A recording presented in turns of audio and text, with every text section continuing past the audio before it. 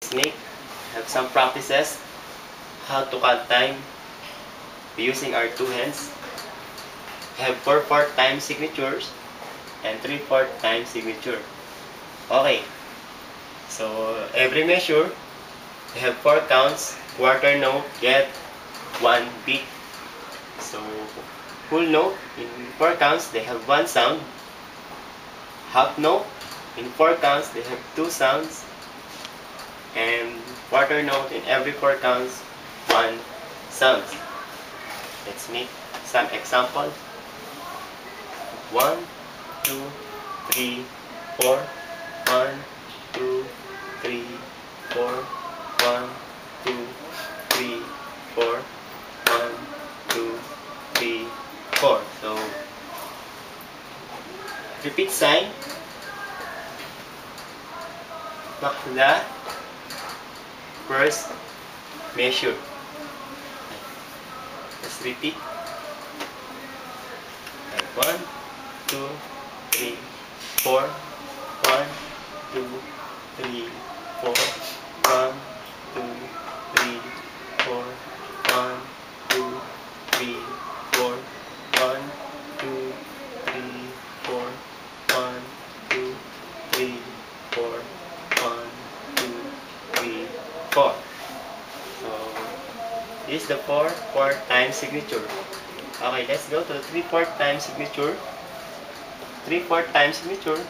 In every measure, we have 3 counts. So quarter note get 1 beat. So half dotted note, half note plus quarter note equals to 3. So 2 plus 1, 3. Dotted quarter note. Okay, let's put a repeat sign both sides. Okay.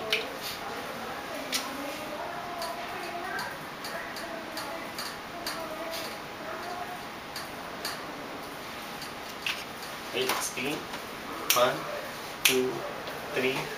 1, 2, 3. 1, 2, 3. 1, 2, 3. 1, 2, 3. 1, 2, 3. 1, 2, 3. Alright. These are the basic exercise clocking notes with the use of 2 hands.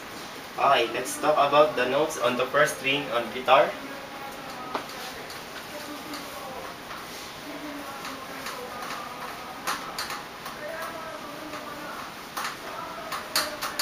Okay, let's talk about the notes on the first string guitar. So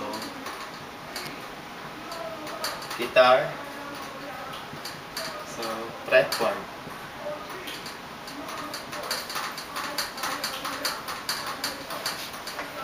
So okay.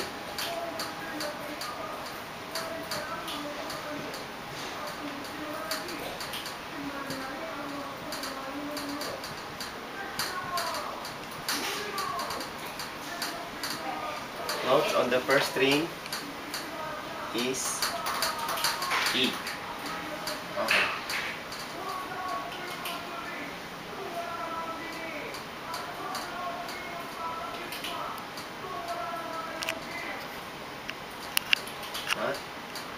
So first string, second, third, fourth, fifth, sixth.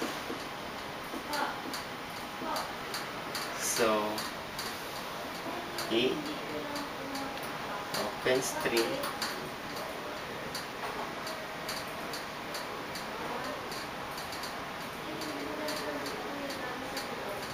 first string. Okay. So on the guitar, on stop,